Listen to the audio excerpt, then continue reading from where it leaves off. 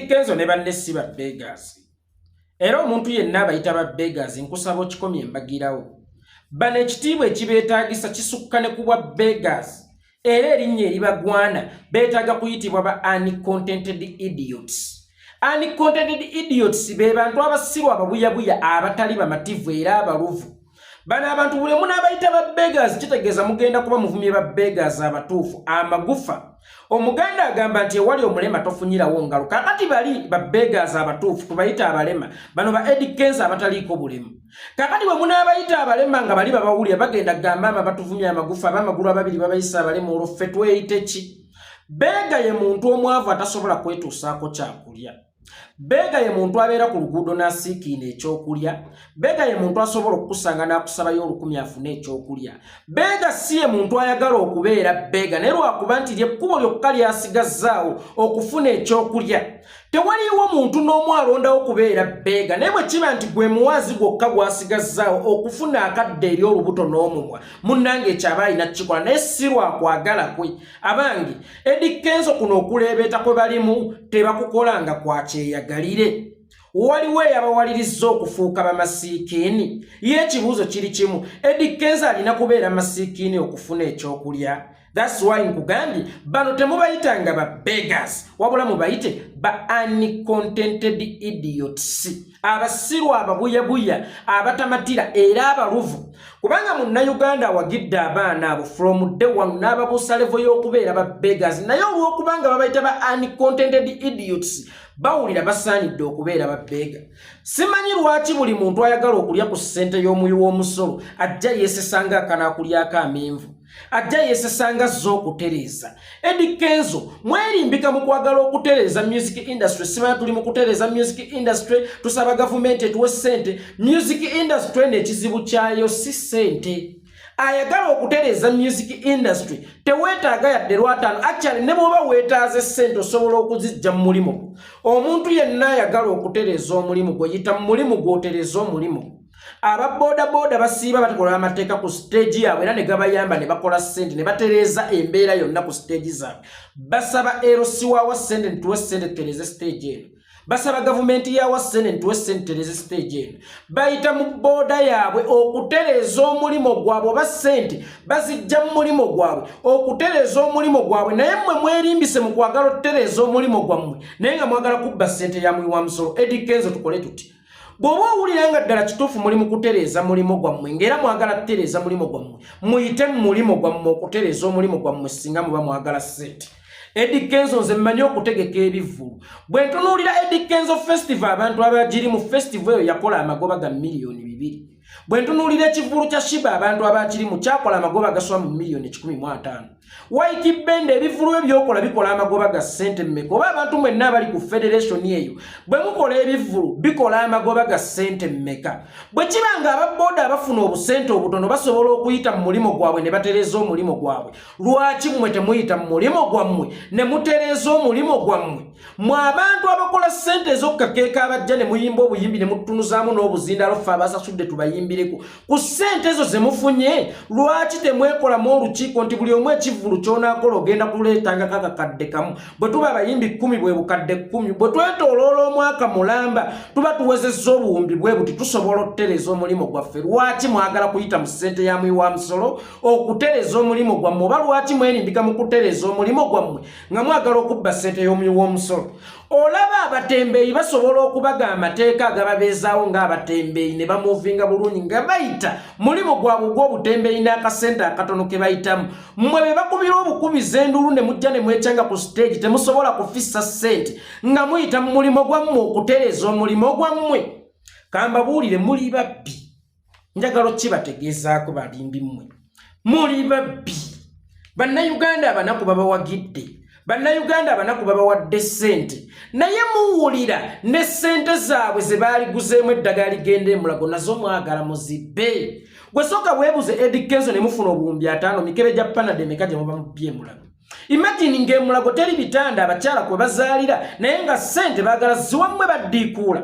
Imagine ng'ekiruddu teriiyo bitanda balwadde kwe bazaalira oba bantu kwe babajjanjabira naye nga ssente baagala ziwammwe ekawempe wano tewaliwo butanda bw'abakyala juzi waliwo n'omukyala eyajja ku kalina ey'okusatu ne yeesuula wansi ng'olubuto obulumi bw'olubuto bumususseko ate abasawo bamugamba tewaliwo obutanda buweddewo kukolako omukyala olw'obulumi obungi ne yeesuula n'agwa era n'afa n'ezzadde eryamuli munda. Imagine ssente ezaaliguza obutanda zidde kummwe ba Kenzo abalimba nti mutereza mulimo gwammwe. Okay, tukkiriza gavumenti yali bayambyeko okutereza omulimo gwammwe. Gwe sooka weebuza omulimo gwammwe gugasizza ki bannayuganda era guyambye ki bannayuganda? Omulimu gwammwe ng'abayimbi gwa mugaso nnyo okusinga ebyenjigiriza. Singa industry nebadde mirembe gy'aba basudde bakafeero kyali baddeko giteekamu ssente ezo kubanga industry y'ebiseera ebyo lyali ssomero eritaliimu nnoni. Abasajja abo baali basomesa. Kakati Kenzo tuleme okuddira ebyenjigiriza tubiteeke waggulu oba ebyobulamu tubiteeke waggulu. Gavumenti ya Uganda ekwate ssente ewe Kenzo ayimbe kupe ekale sikerewu ukere weekendi rotate omanyayo omwana ayogera Oluganda mu Luzungu. Kakati ssente ez'omuwoomusolo ezaaliyambye mu kutereza ebyenjigiriza oba ebyobujjanjabi tuzizze mu wuupe ekali asikerewu ukere bw'oba olaba kiri feya twalikkiriza oba industry yammwe yeetaaga okuterezebwa naye gwe sooka weebuuze tugyetaaga nnyo. Bw'oba weetegereza neetaaga sityaloosa okusinga panado. Bw'oba weetegereza neetaaga balina moosi okusinga ebyenjigiriza ebirungi. Baganda bange njagala okubategeezaako mulowooza nti muli ba kitalo nnyo nti era musaanidde n'okulya ssente z'omuwoomusolo. Baganda bange temuli ba kitalo nnyo era mu ggwanga temuyinaamu value n'egi. Temulinaamu mugaso n'ogu kubanga n'abaana baffe ekyebbeeyi ennyo kye babakopyeko kukuna amashiba. Golowooza kawala kange kannakirijjalwamula kayinza kukoppako ki era ekinene nnyo kikayinza okukoppako kulaga mbala kasona kulaga mugaba akira ebiguudo by'ettaka. Kakati gwe asomesa abaana baffe obuseegu ye gwe ayagala okulya ssente z'omuwoomusolo ezaaligenze mu malwaliro ne zijjanjaba abaana baffe ezaaligenze mu byenjigiriza ne zisomesa abaana baffe ye gwe ayagala okuzirya nga weerimbika mu kutereza omulimu gwo. Omulimu gwo nga gwe omuyimbi olowooza bw'ogutereza nze munnayuganda nfunira wa era ntereerera wa? Kale gw'oterezeza omulimu gwo. Omulimu gwo gunantereza. Fedda twalinanga enkola nga bwe tulaba omwana omugezi bakadde baffe bamusimbako essira n'ekigendererwa nti alisika banne. Kakati katugambe nti music industry yammwe eyo ya muzinzi nnyo yeetaaga okusika okwongerayo waggulu. Are you sure erina kyenaagatta ku bannayuganda ebasike mu nnyanga? Kenzo music industry eno bw'etereera ebyobujjanjabi binaatereera. Kenzo music industry bw'eneetereera ebyenjigiriza binaatereera, enguudo zinaatereera. Gw'okimanyi nti ezo ssente ze mwagala okufuna kaguudo ka Salama Road Kalamba. Okimanyi ezo ssente ze baagala bawa ziziba ebinnya ebiri mu Salama Road n'omuvugirako awatali kwekeka nti oba nnaagwa. Naye mwerimba leero bannange balese politics mu mulimu gwaffe bo balya ssente za gavumenti kyokka ffe baagala tulye ssente za gavumenti. Olabye mu busiru bwo nti bakoogezza nti obadde oyagala kulya ssente za gavumenti.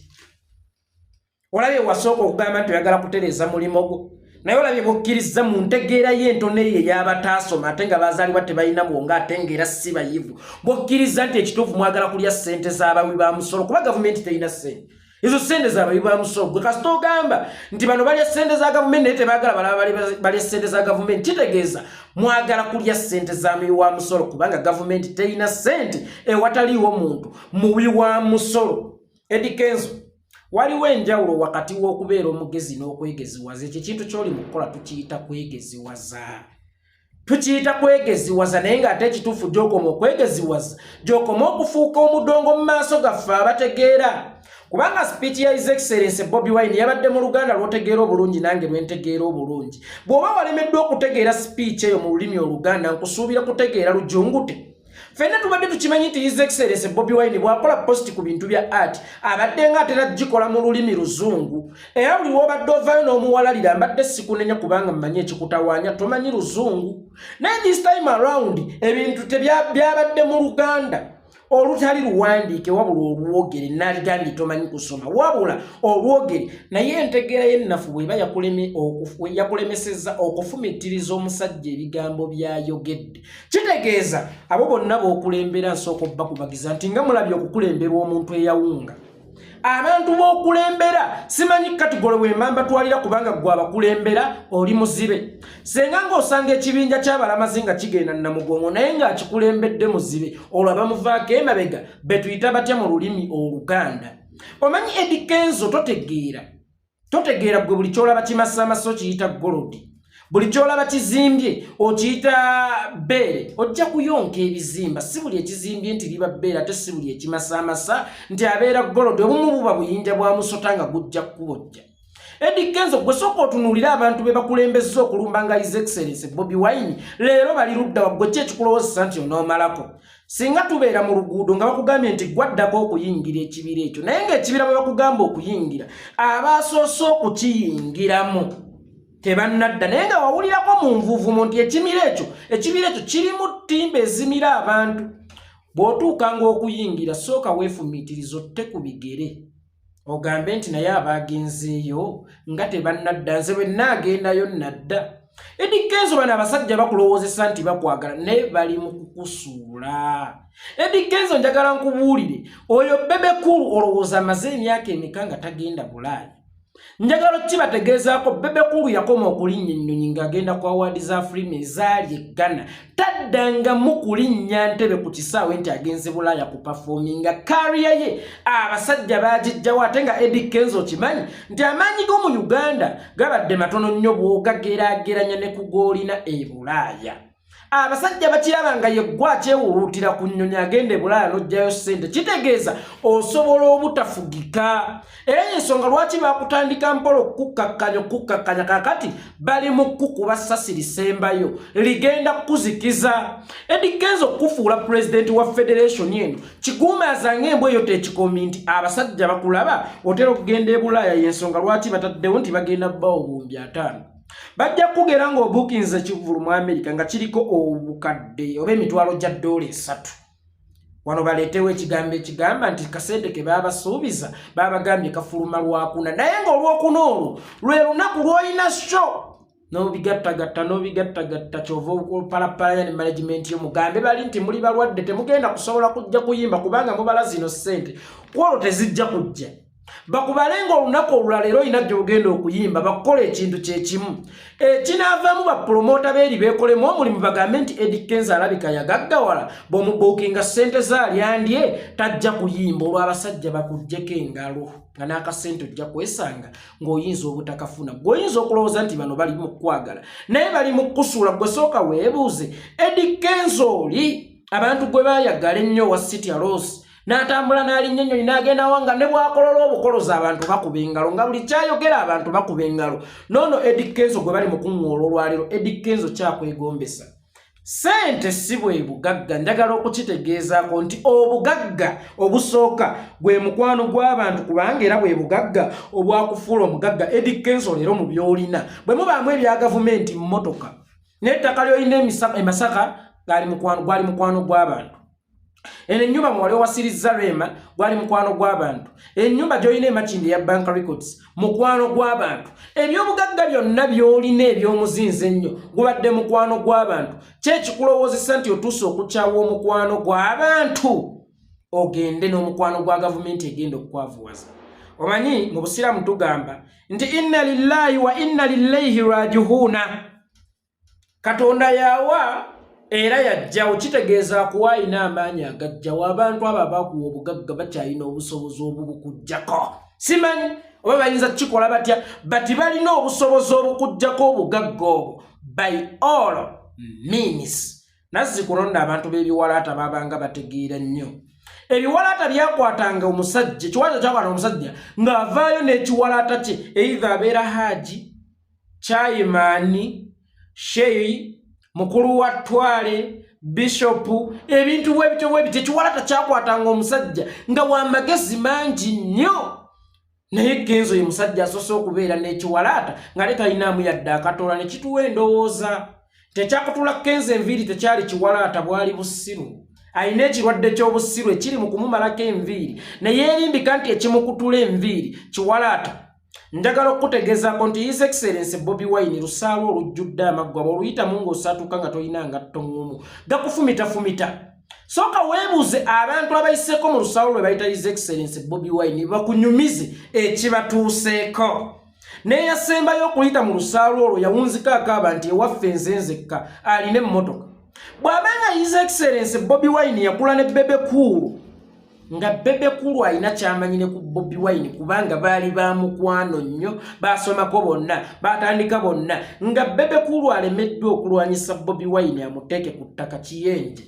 Olowooza nti osobola okulwanagana ne Bobi Wine oba osobola okulwanyisa Bobi Wine? Omanyi lwakuba gavumenti ya Museveni tebabuulira mazima. Buli lwe batuma okulwanyisa Bobi Wine erina kyetabagamba nti eba erwanyisa mmwe. Nokankaddemu. Gavumenti ya Museveni buli lwe bayita okulwanyisa Bobi Wine erina ekintu kyetabagamba nti eba erwanyisa mmwe naye ng'ekituufu kiri nti ebeera erwanyisa mmwe mu abantu. Kubanga Bobi Wine alinga jjigo linkuyege. Ejje enkuyege eruma ejje. Nsooka weebuze enkuyege ezasooka okugenda ku jjiri bayita Bobi Wine lyazijjako ki ze zaabongoka amannyo. Bebe Cool yagezaako okuluma Bobi Wine yabongoka amannyo. Naawe ogenda kubongoka amannyo. Temuyina kyemusobola kulwanyisa na muntu mulonde ng'ali mu budde bwe nabagamba ensi eno Mukama Katonda yagitondera mu biro biyite time. Eno time ya His Excellency Bobi Wine buli anaamwekiikamu ogenda kugwa kubanga omulumbye mu time ye. Omusana waaka